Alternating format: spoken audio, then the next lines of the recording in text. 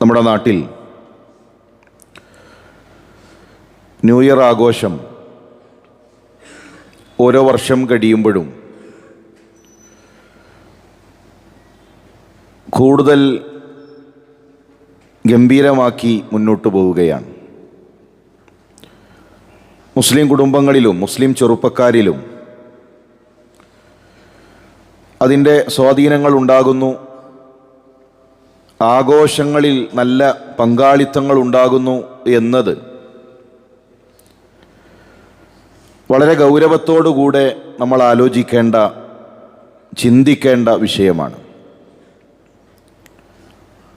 December 31 ഒരു പ്രത്യേകത ജനുവരി 1 മതപരമായിട്ടില്ല. ഒരു പുതിയ വർഷത്തിന്, ഒരു പുതിയ മാസത്തിന് അതിനെന്തെങ്കിലും പ്രത്യേകതയോ എന്തെങ്കിലും ആഘോഷങ്ങളോ ഇസ്ലാം പഠിപ്പിക്കുന്നില്ല. ഇവിടെ നമ്മൾ ഗൗരവത്തിൽ മനസ്സിലാക്കേണ്ട ചില വിഷയങ്ങളുണ്ട്. ഒന്ന്, ജീവിതം തന്നെ സെലിബ്രേഷനായി കാണുന്ന, ജീവിതം തന്നെ ആഘോഷമായി കാണുന്ന ഒരു പുതിയ തലമുറ ജനിച്ചു വരുന്നുണ്ട്. എല്ലാം ആഘോഷിക്കുക, എല്ലാം സെലിബ്രേറ്റ് ചെയ്യുക. എന്തൊരു ചെറിയ കാര്യമുണ്ട് എങ്കിലും ഉടനെ അതിൻ്റെ പേരിൽ ആഘോഷങ്ങൾ കൊണ്ടുവരുന്ന, അതിൻ്റെ പേരിൽ പാർട്ടികൾ നടത്തുന്ന, എവിടെ ഒരു സംഗീത അരങ്ങുകളുണ്ട് എങ്കിലും അവിടെ തുള്ളിച്ചാടുന്ന, ആർത്തുല്ലസിക്കുന്ന, ഇതാണ് ജീവിതം, ഇതാണ് ആഘോഷം എന്ന് കരുതുന്ന ഒരു തലമുറ വളർന്നു വരുന്നുണ്ട്. കഴിഞ്ഞ ന്യൂ ഇയറിന് 100 കോടിയിലധികമാണ് നമ്മുടെ നാട് കുടിച്ചു തീർത്തത്. ഇത്തവണ എല്ലാ അങ്ങാടികളിലും DJ പാർട്ടികൾ, സംഗീതത്തിൻ്റെ അരങ്ങുകൾ തയ്യാറാക്കി സമുദായമടക്കം തുള്ളിച്ചാടുകയാണ്. നമ്മുടെ വീട്ടിൽ നിന്ന് രാത്രി ഇറങ്ങിയ മക്കൾ സുബഹി കഴിഞ്ഞിട്ടാണ് പല വീട്ടുകളിലേക്കും തിരിച്ചെത്തിയിട്ടുള്ളത്. സ്വാലിഹായ പാട്ടുകാർ കടന്നു വരുന്നു എന്ന് പറഞ്ഞു കഴിഞ്ഞാൽ സമുദായം വിശ്വസിക്കുന്നത് ആ പാട്ടിന് കുഴപ്പമില്ല, ആ മ്യൂസിക്കിന് കുഴപ്പമില്ല. ആ മ്യൂസിക്കോടുകൂടെയുള്ള പാട്ടുകാരൻ പാടുന്നത് മക്കയെക്കുറിച്ചാണ്, മദീനയെക്കുറിച്ചാണ്, നല്ല നല്ല ആശയങ്ങളുള്ള പാട്ടുകളാണ്. അതുകൊണ്ട് തന്നെ അവർ ഉമ്മത്തിൻ്റെ പാട്ടുകാരാണ്. അങ്ങനെ ഒരു ഹലാലായ ഒരു മദ്യം അത് ഇസ്ലാമിലില്ല, ഹലാലായൊരു സംഗീതം ഇസ്ലാമിലില്ല. അതാര് നടത്തിയാലും, ഏതു പാർട്ടി നടത്തിയാലും ഇസ്ലാം എന്ന് പറഞ്ഞാൽ പൊട്ടിമുളച്ച ഒരു ആദർശമല്ല. ഇസ്ലാമിന് പ്രമാണങ്ങളുണ്ട്. ഇസ്ലാം പ്രപഞ്ചനാഥൻ്റെ ആദർശമാണ്. ഇതിലെ ഓരോ കാര്യങ്ങളും വഹ്യാണ്. ഏത് കാര്യത്തിനും ഖുർആനും ഹദീസും നോക്കണം എന്ന് പറയുന്നവർ പോലും സംഗീതത്തിൻ്റെ വിഷയത്തിൽ ഇസ്ലാം എന്തു പറയുന്നു അത് നോക്കുന്നില്ല. ഇമാം ഷാഫിയെ ഞങ്ങൾ പിൻപറ്റുന്നു എന്ന് പറയുന്നവർ സംഗീതത്തിൻ്റെ വിഷയത്തിൽ ഇമാം ഷാഫി എന്തു പറയുന്നു അത് നോക്കുന്നില്ല. ഇസ്ലാമിക പ്രമാണങ്ങളിൽ സംഗീതത്തെക്കുറിച്ച് വളരെ ഗൗരവമേറിയ താക്കീതുകളുണ്ട്. ഇതൊന്നും നോക്കാതെ ഇസ്ലാമിൻ്റെ പാട്ടുകാരായി പലരെയും ചിത്രീകരിക്കുന്ന രൂപത്തിലേക്ക് കാര്യങ്ങൾ പോകുന്നു. ഇതൊന്നുമില്ലെങ്കിൽ പിന്നെ എന്ത് ജീവിതമെന്നാണ്? ഇസ്ലാം പറയുന്നതും അത് തന്നെയാണ്, ഇത് ജീവിതമല്ല, ഇതല്ല ജീവിതം. സംഗീതവും ഈ നൃത്തവും ഈ തുള്ളലുമില്ല എങ്കിൽ എന്ത് ജീവിതമെന്ന് ചോദിക്കുന്നവരോട് ഇസ്ലാമിന് പറയാനുള്ളത് അത് തന്നെയാണ്, ഇതല്ല ജീവിതം. യാ അയ്യുഹന്നാസ്, മനുഷ്യരെ, ഇന്ന വഅദല്ലാഹി ഹഖ്ഖുൻ, അല്ലാഹുവിൻ്റെ വാഗ്ദാനം ഹക്കാണ്. അല്ലാഹു പറയുന്നത് ഹക്കാണ്. ഫലാ തഗുറന്നകുമുൽ ഹയാത്തുദ് ദുനിയ, ഈ ദുനിയാവ് നിങ്ങളെ വഞ്ചിച്ച് കളയും. ഈ ദുനിയാവിൻ്റെ പാട്ടിൻ്റെ പിറകെ, ദുനിയാവിൻ്റെ തുള്ളലുകളുടെ പിറകെ, ഇതിൻ്റെ സുഖങ്ങളുടെ പിറകെ നിങ്ങൾ പോയാൽ, ഈ ദുനിയാവിൻ്റെ ആഘോഷങ്ങളുടെ പിറകെ നിങ്ങൾ പോയാൽ ഈ ദുനിയാവ് നിങ്ങളെ വഞ്ചിച്ച് കളയും. മരണത്തിനപ്പുറം ഒരു ജീവിതമുണ്ട്, അത് ഹക്കാണ്, അത് പുലരാനുള്ളതാണ്. എന്നാൽ ഇന്ന് പല ആളുകളും അത് മറന്നുപോകുന്നു. ഇന്ന ഹൗലാഹി യുഹിബ്ബൂനൽ ആജില ക്ഷണിതമായതിനെയാണ്, പെട്ടെന്ന് തീരുന്നതിനെയാണ് മനുഷ്യർ ഇഷ്ടപ്പെടുന്നത്. ദുനിയാവിൻ്റെ ചെറിയ ചെറിയ സുഖങ്ങൾ, ആ ചെറിയ സുഖങ്ങളെയാണ് മനുഷ്യർ അവരിഷ്ടപ്പെടുന്നത്. അതിൻ്റെ പിറകെയാണ് യുവാക്കൾ, അതിൻ്റെ പിറകെയാണ് ഭൂരിപക്ഷം ആളുകളും. പരിശുദ്ധ ഖുർആൻ പറയുന്നു, വയദറൂന വറാഅഹും യൗമൻ സഖീല, ഭാരമേറിയ ദിവസത്തിൻ്റെ കാര്യം അവർ മറക്കുന്നു. ഒരു പരലോകം വരാനുണ്ട്, എനിക്കൊരു മരണമുണ്ട്, ആളുകൾ എന്നെ ഖബറിലേക്ക് ഇറക്കി വെച്ച് അവർ തിരിച്ചു നടക്കുമ്പോൾ യസ്മഉ ഖർഅൻ ആലിഹിം, ആ തിരിച്ചു നടക്കുന്ന മനുഷ്യരുടെ ചെരുപ്പിൻ്റെ ശബ്ദം ആ ഖബറിൽ ഞാൻ കേൾക്കും, ആ ഖബറിൽ ഞാൻ ഒറ്റക്കാകും എന്നത് മനുഷ്യർ മറന്നുപോവുകയാണ്. ഖബറും പരലോകവും ഹിസാബും ജന്നത്തും നാറും ഇതെല്ലാം മറന്ന് ഒരല്പനേരത്തെ സുഖത്തിൻ്റെ പിറകെ മനുഷ്യർ പോവുകയാണ്. പ്രിയമുള്ള സഹോദര, പ്രിയമുള്ള സഹോദരി, ഏതെങ്കിലും ഒരു ദിവസത്തിൽ ഒതുങ്ങി നിൽക്കേണ്ട, അല്ലെങ്കിൽ ഏതെങ്കിലും ഒരു ദിവസത്തിലുള്ള ആഘോഷത്തിൻ്റെ പിറകെയല്ല നമ്മൾ പോകേണ്ടത്. ഒരായുഷ്കാലം മുഴുവൻ നമുക്ക് പ്രാർത്ഥനകൾ ലഭിക്കുന്ന ഒരുപാട് വിഷയങ്ങളുണ്ട്. അത് നമ്മുടെ അജണ്ടയാകണം. ഒരു 6 മണിക്കൂർ നേരത്തെ തുള്ളലുകളല്ല, ഒരു രാത്രിയിലെ ആഘോഷമല്ല, ഏതെങ്കിലും കുറഞ്ഞ നേരത്തെ ആനന്ദമല്ല. ഒരായുഷ്കാലം മുഴുവൻ നമുക്ക് പ്രാർത്ഥനകൾ ലഭിക്കുന്ന ഒരുപാട് വിഷയങ്ങളുണ്ട്. അത് നമ്മുടെ അജണ്ടയാകണം, അത് നമ്മുടെ ലഹരിയാകണം, അത് നമ്മുടെ ആനന്ദമാകണം. ഒരു മനുഷ്യനെ ഖബറിലേക്ക് ഇറക്കി വെച്ച് എല്ലാവരും തിരിച്ചു നടക്കുമ്പോഴും വളരെ പ്രായമായ ഒരാൾ മാത്രം ആ ഖബറിൻ്റെ അരികിൽ ഇങ്ങനെ നിൽക്കുന്നുണ്ട്. കുടുംബക്കാർക്ക് അദ്ദേഹത്തെ പരിചയമില്ല, വേണ്ടപ്പെട്ടവർ മാത്രമാണ് ഇപ്പോൾ അവിടെ ഉള്ളത്. കുടുംബക്കാർ ചോദിച്ചു, നിങ്ങൾക്ക് ഉപ്പാൻ എങ്ങനെയാണ് പരിചയം? എങ്ങനെയാണ് ഉപ്പാനെ പരിചയം? എല്ലാവരും ആ തിരക്കുകൾ പറഞ്ഞ് ഖബറിൻ്റെ അരികിൽ നിന്നിങ്ങനെ ഓരോരുത്തർ പിരിഞ്ഞു പോയപ്പോഴും നിങ്ങളിവിടെ ഇങ്ങനെ കാത്തു നിൽക്കുന്നുണ്ടല്ലോ. അദ്ദേഹം പറഞ്ഞൊരു വാക്ക്, കോട്ടക്കലിൽ നിന്ന് ഒരു ബസ് യാത്രയിലാണ് ഞാൻ ഇദ്ദേഹത്തെ പരിചയപ്പെട്ടത്. എന്നെ തൊട്ടടുത്തിരുന്നു, പരിചയപ്പെട്ടു. എല്ലാവരും മൊബൈലിൽ നോക്കിയിരിക്കുന്ന കാലത്ത്, എല്ലാവരും വാട്സപ്പിൽ തലതാഴ്ത്തി നിൽക്കുന്ന കാലത്ത് അടുത്തിരിക്കുന്ന ഒരു മനുഷ്യനോട് സംസാരിക്കുക എന്നുള്ളത് അത്ഭുതമാണ് ഈ കാലഘട്ടത്തിൽ. അദ്ദേഹം പരിചയപ്പെട്ടു, സംസാരിച്ചു. ജീവിതത്തിൽ ആദ്യമായി ആ മനുഷ്യൻ എനിക്ക് തൗഹീദ് പറഞ്ഞു തന്നു. ജീവിതത്തിൽ ആദ്യമായി ഒരു മനുഷ്യൻ എന്നോട് അള്ളാഹുവിനെ പറ്റി പറഞ്ഞു തന്നു. ഞാൻ അങ്ങനെയാണ് തൗഹീദിലേക്ക് എത്തുന്നത്. അദ്ദേഹം മലപ്പുറത്താണ് ബസ് ഇറങ്ങിയത്. ഇറങ്ങാൻ നേരത്ത് പറഞ്ഞു, എനിക്ക് ഇറങ്ങേണ്ടത് ഒതുക്കുങ്ങലാണ്, ഒരു അരമണിക്കൂർ മുന്നെയാണ്. ഞാൻ വീണ്ടും കുറച്ചു നേരം കൂടെ യാത്ര ചെയ്തത് നിങ്ങൾക്ക് അള്ളാഹിനെ പറ്റി പറഞ്ഞു തരാലോ എന്ന് കരുതിയിട്ടാണ്. അദ്ദേഹം മരണപ്പെട്ടു എന്നറിഞ്ഞപ്പോൾ ഈ ഖബറിനരികിൽ വന്ന് എനിക്ക് ദീനെത്തിച്ച ഈ മനുഷ്യന് വേണ്ടി പ്രാർത്ഥിക്കാൻ വന്നതാണ്.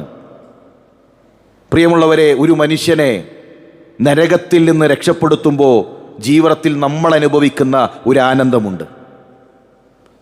ജീവിതത്തിൽ ശിർക്കുള്ളൊരു മനുഷ്യനെ, കയ്യിൽ ചരടുള്ള ഒരു മനുഷ്യനെ, അല്ലാഹു അല്ലാത്തവരോട് വിളിച്ചു തേടുന്ന ഒരു മനുഷ്യന് തൗഹീദിൻ്റെ ആനന്ദം കൈമാറുമ്പോൾ ജീവിതത്തിൽ അനുഭവിക്കുന്ന വല്ലാത്ത ഒരു വൈകാരികതയുണ്ട്.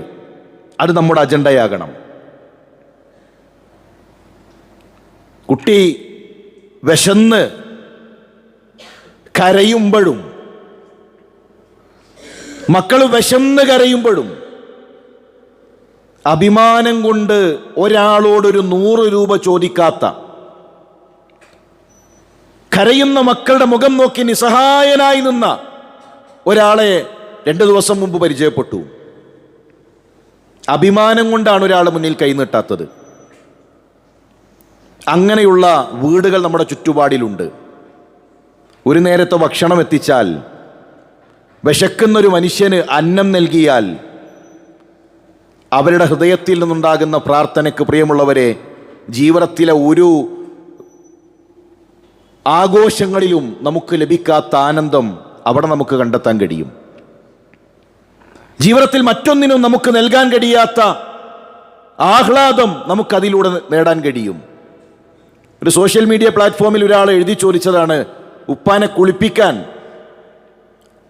കഴിയുന്ന ആരെങ്കിലും ഉണ്ട് എങ്കിൽ ഇതാ ഇത്ര രൂപ അവർക്ക് സാലറി നൽകാം. എന്താണ്? അയാളെ പോറ്റി വളർത്തിയ ഉപ്പയെ കുളിപ്പിക്കണം. വാർദ്ധക്യത്തിലെത്തിയിട്ടുണ്ട്, പിന്നെ വീട്ടിൽ പ്രായമായൊരു ഉപ്പയുണ്ട്, നിങ്ങൾ ആരെങ്കിലും ഒന്ന് കുളിപ്പിച്ചു തരാണെങ്കിൽ ഇത്ര രൂപ നൽകാമെന്നാണ്. അതിൻ്റെ കമൻറ്റിൽ എന്താണെന്നറിയോ? തുരുതുരാ മനുഷ്യർ വന്നിട്ട് ചോദിക്കണം, എനിക്കും വേണം, എൻ്റെ വീട്ടിലുണ്ട് പ്രായമായൊരാൾ, എൻ്റെ വീട്ടിലുണ്ട് പ്രായമായൊരാൾ, ആരെങ്കിലും കിട്ടുകയാണെങ്കിൽ പറയണം, ഞങ്ങളൊക്കെ ഈ ആവശ്യക്കാരാണ്. എത്രയോ വീടുകളിലുണ്ട് തിരിഞ്ഞു നോക്കാൻ ആളില്ലാത്ത ഉപ്പയും ഉമ്മയും. മക്കൾ കാനഡയിലാണ്, മക്കൾ യൂറോപ്പിലാണ്, അവർക്ക് ചിറക് വെച്ചു, അവർ പറന്നു. ഉപ്പയും ഉമ്മയും ഒറ്റക്കാണ്. ആ പ്രായമായവരുടെ അരികിൽ ചെന്ന് ഒന്ന് സംസാരിച്ചാൽ, നമ്മുടെ കുടുംബത്തിലെ പ്രായമായ ആ മനുഷ്യരുടെ അരികിൽ ചെന്നുകൊണ്ട് അവർക്ക് വേണ്ട കാര്യങ്ങളൊന്ന് ചെയ്തു കൊടുത്താൽ, ഒരു രോഗിയെ പരിചരിച്ചാൽ, പ്രിയമുള്ളവരെ, നമുക്ക് ലഭിക്കാനിരിക്കുന്ന പ്രതിഫലം ചെറുതല്ല. ഒരു ഡയാലിസിസ് സെൻറ്റർ നടത്തുന്നൊരു വ്യക്തി, നൂറുകണക്കിന് ആളുകൾ അദ്ദേഹത്തിൻ്റെ ആ സേവനം ഓരോ ദിവസത്തിലും ഉപയോഗിച്ചുകൊണ്ടിരിക്കുന്നുണ്ട്. ഇതെങ്ങനെ നടന്നു പോകുന്നു എന്നതിന് അദ്ദേഹം പറഞ്ഞൊരു വാക്ക്, വലിയൊരു സാമ്പത്തികമായ ഉത്തരവാദിത്തമാണ്. പക്ഷെ ഒരു പ്രശ്നവുമില്ല, പടച്ചോന്റെ നേരെ കൈ ഉയർത്തും, പടപ്പുകളോട് ചോദിക്കും. ഇത് മുഴുവൻ നടന്നു പോകുന്നത് പടച്ചോന്റെ നേരെ ഞാൻ കൈ ഉയർത്തും, പടപ്പുകളോട് ചോദിക്കും. ഇന്നുവരെ പടച്ചോൻ കൈവിട്ടിട്ടില്ല. ഞാൻ പറഞ്ഞു വരുന്നത്, ഒരാഘോഷത്തിനും നൽകാൻ കഴിയാത്ത ആനന്ദം നമ്മുടെ ചുറ്റുപാടുകളിലുണ്ട്. ഒരു പാവപ്പെട്ട മനുഷ്യനെ സഹായിച്ചാൽ, പ്രിയമുള്ളവരെ, ഫമൻ യഅമൽ മിസ്ഖാല ദർറത്തിൻ ഖൈറൻ യറഹ്, ഒരു അണുമണി തൂക്കം നന്മ ചെയ്താൽ അത് നമ്മൾ കാണും. ഒരു നന്മയും നമുക്ക് നഷ്ടമാവുകയില്ല. അത് നമ്മുടെ അജണ്ടയായി മാറണമെന്നതാണ് പ്രത്യേകം ഓർമ്മപ്പെടുത്താനുള്ളത്. എല്ലാത്തിലും ഇസ്ലാം വേണം. യാ അയ്യുഹല്ലദീന ആമനു, ഈമാനുള്ളവരെ, ഖുർആന്റെ വിളിയാണ്, ഈമാനുള്ളവരെ, ഉദ്ഖുലൂ ഫിസ്സിൽമി കാഫ, ഇസ്ലാമിലേക്ക് നിങ്ങൾ പൂർണ്ണമായി പ്രവേശിക്കണേ. നിസ്കാരത്തിന് മാത്രം ഇസ്ലാം, നോമ്പിന്റെ സമയത്ത് മുസ്ലിം, ഹജ്ജിന്റെ സമയത്ത് മുസ്ലിം, ആഘോഷങ്ങളിലോ? ആഘോഷങ്ങളിൽ ഇസ്ലാം ഇടപെടേണ്ടതില്ല. ആഘോഷം എൻ്റെ ഹവക്കനുസരിച്ച്, ആഘോഷം എൻ്റെ തോന്നലുകൾക്കനുസരിച്ച്, എൻ്റെ കുടുംബത്തിലെ കല്യാണം എൻ്റെ തോന്നലുകൾക്കനുസരിച്ച്, എൻ്റെ കുടുംബത്തിലെ പ്രോഗ്രാമുകൾ സമുദായത്തിനും നാട്ടുകാർക്കും ഒപ്പിച്ച്. ഖുർആൻ പറയാണ്, യാ അയ്യുഹല്ലദീന ആമനൂ, ഈമാനുള്ള മനുഷ്യരെ, ഉദ്ഖുലൂ ഫിസ്സിൽമി കാഫ, നിങ്ങളുടെ ഏതു മേഖലകളിലും നിങ്ങൾ ഇസ്ലാമിലേക്ക് പ്രവേശിക്കണേ. വലാ തത്തബിഉ ഖുതുവാതി ശൈത്താൻ, എന്നിട്ട് എന്താ പറഞ്ഞത്? ശൈത്താനെ നിങ്ങൾ പിന്തുടരരുത്. ശൈത്താൻ വരും, നമ്മളെ സ്വർഗത്തിന്റെ വഴിയിൽ നിന്ന് തെറ്റിക്കാൻ പിശാചു വരും. അവന്റെ വഴികളിലേക്ക് നിങ്ങൾ പോകരുത്. ഇന്നഹു ലക്കും അദുവ്വും മുബീൻ, വ്യക്തമായ നിങ്ങളുടെ ശത്രുവാണവൻ. അതുകൊണ്ട് വളരെ ഗൗരവത്തോടുകൂടെ ഇത്തരം വിഷയങ്ങളെ നോക്കിക്കാണണം. അള്ളാഹു ഇസ്ലാമിലേക്ക് പൂർണ്ണമായി പ്രവേശിക്കുന്ന, നമ്മുടെ മുഴുവൻ കർമ്മങ്ങളും ഇസ്ലാമിനനുസരിച്ച് ക്രമീകരിക്കുന്ന ഭാഗ്യവാന്മാരിൽ നമ്മെ ഉൾപ്പെടുത്തി അനുഗ്രഹിക്കട്ടെ.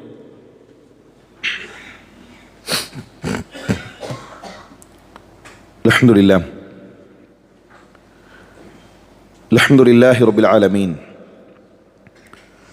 വസ്സലാത്തു വസ്സലാമു അലാ റസൂലില്ലാഹ് വഅലാ ആലിഹി വസഹ്ബിഹി അജ്മഈൻ, അമ്മ ബഅദ്. അള്ളാഹുവിനെ സൂക്ഷിച്ച് അവനെ വഴിപ്പെട്ട് ജീവിക്കണമെന്ന് ഉണർത്തുകയാണ്, വസിയത്ത് ചെയ്യുകയാണ്. ഓരോ ദിവസത്തിലും നമുക്കുള്ള ഒരു ദൗത്യമുണ്ട്. ഇത് പുതിയ വർഷത്തിനു മാത്രമല്ല, ഒരു പുതിയ മാസം, ഒരു പുതിയ ദിവസം ഏതാകട്ടെ, ആ ദിവസങ്ങളും മാസങ്ങളും വർഷങ്ങളുമൊക്കെ നമ്മളോട് പറയുന്നത് ഒറ്റ കാര്യമാണ്. രാവിലെ ഉറക്കിൽ നിന്ന് എഴുന്നേറ്റാൽ റസൂലുള്ളാഹി പറഞ്ഞു, അൽഹംദുലില്ലാഹില്ലദീ ആഫാനി. ഒരു മുസ്ലിം പറയണം, അൽഹംദുലില്ലാ, പടച്ചോനെ നിനക്കാകുന്നു സ്തുതി, എനിക്ക് ആഫിയത്ത് നൽകിയ, എനിക്ക് ഈ ആരോഗ്യം നൽകിയ. ഫീ ജസദി, എൻ്റെ ശരീരത്തിന് ആഫിയത്തില്ല എങ്കിൽ പരീക്ഷണമാണ്. അങ്ങനെ ഒരു പരീക്ഷണം പടച്ചോനെ നീ എനിക്ക് നൽകിയിട്ടില്ലല്ലോ. എത്രയോ മനുഷ്യരുണ്ട് അങ്ങനെ. വറദ്ദ അലയ്യ റൂഹി, എൻ്റെ റൂഹിനെ പടച്ചോനെ നീ എനിക്ക് തിരിച്ചു തന്നു. ഇന്നലെ രാത്രി മരണപ്പെട്ടവരുണ്ട്, ഉറക്കിൽ മരണപ്പെട്ട മനുഷ്യരുണ്ട്, പുതിയ പ്രഭാതം കാണാത്തവരുണ്ട്. പടച്ചോനെ നീ എനിക്ക് റൂഹിനെ തിരിച്ചു തന്നു, നിന്റെ കയ്യിലായിരുന്നു. ഒരു പുതിയ ദിവസം, ഒരു പുതിയ മാസം, ഒരു പുതിയ വർഷം ഇതെനിക്ക് കിട്ടിയിരിക്കുന്നു. എന്തിനാണ് ഈ ദിവസങ്ങളും മാസങ്ങളും വർഷങ്ങളും? വഅദിനലി ബിദിക്രി, പടച്ചോനെ നിന്നെ ഓർക്കാൻ, ആഘോഷിക്കാനല്ല, ആഹ്ലാദിക്കാനല്ല, മത്തുപിടിച്ച് റോട്ടിലൂടെ മറ്റുള്ളവരെ പ്രയാസപ്പെടുത്തി വാഹനങ്ങളിലൂടെ കുതിച്ചു പായാനല്ല, മദ്യലഹരിയിൽ മതിമറക്കാനല്ല, അള്ളാനെ ഓർക്കാൻ, അള്ളാഹുവിലേക്ക് അടുക്കാൻ. ഒരു ദിവസം കൂടെ പടച്ച റബ്ബേ എനിക്ക് കൂടുതൽ നീ നൽകിയല്ലോ, അള്ളാഹുവെ നിനക്ക് നന്ദി കാണിക്കുന്നു എന്ന് തീരുമാനിക്കാനാണ് ഒരു ദിവസം. നമുക്ക് തിരുത്താനാണ് ഓരോ ദിവസങ്ങളും നമ്മൾ ആലോചിക്കേണ്ടത്, ചിന്തിക്കാനാണ്. പരലോകത്തെ ബാധിക്കുന്ന വല്ലതുണ്ടോ തിരുത്താം. എൻ്റെ പരലോകത്തെ ബാധിക്കുന്ന വിഷയങ്ങളുണ്ട് എങ്കിൽ പടച്ചോനെ ഇതാ ഞാൻ ആലോചിക്കാണ്, ഞാനിതാ തിരുത്താണ്. ഒരാൾ മരിച്ചാൽ ഇനി ആരെങ്കിലും കാണാനുണ്ടോ എന്ന് ചോദിക്കുമ്പോൾ വലിയൊരു ക്യൂ കാണാം മരിച്ച ആളെ കാണാൻ. ജീവിച്ചിരിക്കുന്ന കാലഘട്ടത്തിൽ മുഖം കൊടുത്തിട്ടില്ല, മരിച്ചിട്ട് മുഖം കാണാൻ കാത്തു നിൽക്കുകയാണ്. ജീവിച്ചിരിക്കുമ്പോൾ പരസ്പരം നോക്കൂ, ജീവിച്ചിരിക്കുന്ന കാലഘട്ടത്തിൽ ഒന്ന് പുഞ്ചിരിക്കൂ, ജീവിച്ചിരിക്കുന്ന കാലഘട്ടത്തിൽ ഒന്ന് സ്നേഹിക്കൂ. ജീവിച്ചിരിക്കുന്ന കാലഘട്ടത്തിൽ ഒരാളെയും പരിഗണിക്കാതെ, ഒരു മനുഷ്യനും നോക്കാതെ അങ്ങനെ ഒരു അയൽവാസി ഉണ്ടായിരുന്നോ, അങ്ങനെ ഒരു കൂട്ടുകാരനുണ്ടായിരുന്നു, ഇതൊന്നുമില്ല. മരിച്ചു കഴിഞ്ഞിട്ട് ആളുകളെ കാണുക, അത് വലിയൊരു ചടങ്ങായിട്ട് ഇങ്ങനെ നടക്കാൻ. കൂടെ ഉണ്ടാകുന്ന കാലഘട്ടത്തിൽ സ്നേഹിക്കാനും നോക്കാനും പുഞ്ചിരിക്കാനും അങ്ങനെ ഒരു ബന്ധങ്ങൾ ഉണ്ടാക്കാൻ, പരസ്പരം സംസാരിക്കുന്ന ഒരവസ്ഥയിലേക്ക് നമ്മൾ എത്തണം. നമ്മുടെ വീട്ടിൽ തന്നെ സ്നേഹം കുറഞ്ഞുകൊണ്ടിരിക്കാൻ. കാരണം നമ്മൾ മൊബൈലിനെയാണ് ഉപയോഗിച്ചുകൊണ്ടിരിക്കുന്നത്, മൊബൈലാണ് സ്നേഹിച്ചുകൊണ്ടിരിക്കുന്നത്. ഉപ്പ വീട്ടിലേക്ക് കയറി വരുന്നത് തന്നെ മൊബൈൽ നോക്കിയിട്ടാണ്. ബെല്ലടിച്ച് കയ്യിൽ ആ മൊബൈലും പിടിച്ച് അയാൾ ഇങ്ങനെ വീട്ടിലേക്ക് കയറി വന്ന് റൂമിലേക്ക് പോകുന്നു. അതൊന്ന് പോക്കറ്റിൽ എടുത്തു വെച്ച് വീട്ടിലേക്ക് വരുന്നതിന് മുമ്പ് നമ്മുടെ മൊബൈൽ ഒന്ന് എടുത്തു വെച്ച് വീട്ടിലേക്ക് സലാം പറഞ്ഞ് മക്കളുടെ കൂടെ ഇരുന്ന് മക്കളെ ഒന്ന് ചുംബിച്ച് ഭാര്യയോടൊന്ന് സലാം പറഞ്ഞ് അങ്ങനെ നമ്മൾ റിയാലിറ്റിയിലേക്ക് ഇറങ്ങണം, നമ്മുടെ കുടുംബത്തിലേക്ക് ഇറങ്ങണം, അവരുടെ കൂടെ നമ്മൾ ജീവിക്കണം. നമ്മളൊരു സാങ്കല്പിക ലോകത്ത് കഴിഞ്ഞു പോയാൽ പോരാ. അങ്ങനെ ചില തിരുത്തലുകൾ, അങ്ങനെ ചില ആലോചനകൾ നമ്മുടെ ജീവിതത്തിൽ ഉണ്ടാകണം.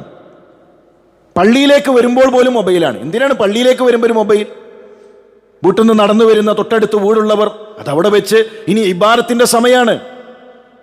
സൃഷ്ടികളിൽ നിന്നൊക്കെ എൻ്റെ ബന്ധം മാറ്റി, മറ്റുള്ളവരിൽ നിന്നൊക്കെ എൻ്റെ ബന്ധം മാറ്റി ഞാനിതാ എൻ്റെ റബ്ബുമായുള്ള മുനാജാത്തിലേക്കാണ് വരുന്നത്. യാത്രക്കാരുണ്ടാകും, മൊബൈൽ എപ്പോഴും കൊണ്ട് നടക്കുന്നവരുണ്ടാകും. പക്ഷെ തൊട്ടടുത്തുള്ള വീട്ടിൽ നിന്ന് നിസ്കരിക്കാൻ പള്ളിയിലേക്ക് വരുമ്പോൾ ആ മൊബൈലും പോക്കറ്റിലിട്ട് വെച്ച് വരേണ്ട എന്ത് ആവശ്യമാണ് നമുക്കുള്ളത്? നമസ്കാരം അള്ളാഹുവിനുള്ള സമയമാണ്. എന്നിട്ട് നിസ്കാരം കഴിഞ്ഞ ഉടനെ മൊബൈൽ എടുക്കണം, എന്നിട്ട് വാട്സപ്പ് നോക്കണം. ഏതെങ്കിലും മനുഷ്യന്മാരെന്നോട് മിണ്ടിയിട്ടുണ്ടോ? ഏതെങ്കിലും മനുഷ്യന്മാരെന്നോട് സംസാരിച്ചിട്ടുണ്ടോ? പ്രാർത്ഥന കേൾക്കുന്നൊരു റബ്ബുണ്ട്. ആ റബ്ബിനോടൊന്ന് പ്രാർത്ഥിക്കാൻ, റബ്ബിനോടൊന്ന് ദിക്റ് ചൊല്ലാൻ, ഒരു 2 റക്അത്ത് സുന്നത്ത് നമസ്കരിക്കാൻ, ഇതിനൊന്നും നമുക്ക് സമയമില്ല. അങ്ങനെ ചില എഡിറ്റിങ്ങുകൾ ഒന്ന് ആലോചിക്കാൻ, പുതിയ ചിന്തകൾക്ക് പുതിയ വർഷം കാരണമാക്കണം. അങ്ങനെ നമ്മൾ എഡിറ്റ് ചെയ്യേണ്ട നമ്മുടെ കുടുംബത്തിൽ, നമ്മുടെ സ്വഭാവത്തിൽ, നമ്മുടെ ഇബാദത്തുകളിൽ നമ്മൾ എഡിറ്റ് ചെയ്യേണ്ട വിഷയങ്ങൾ ആലോചിച്ച് അങ്ങനെ ക്രമീകരിച്ചു പോകാൻ നമുക്ക് സാധിക്കണം. അള്ളാഹു അതിനുള്ള തൗഫീക്ക് നൽകി അനുഗ്രഹിക്കട്ടെ.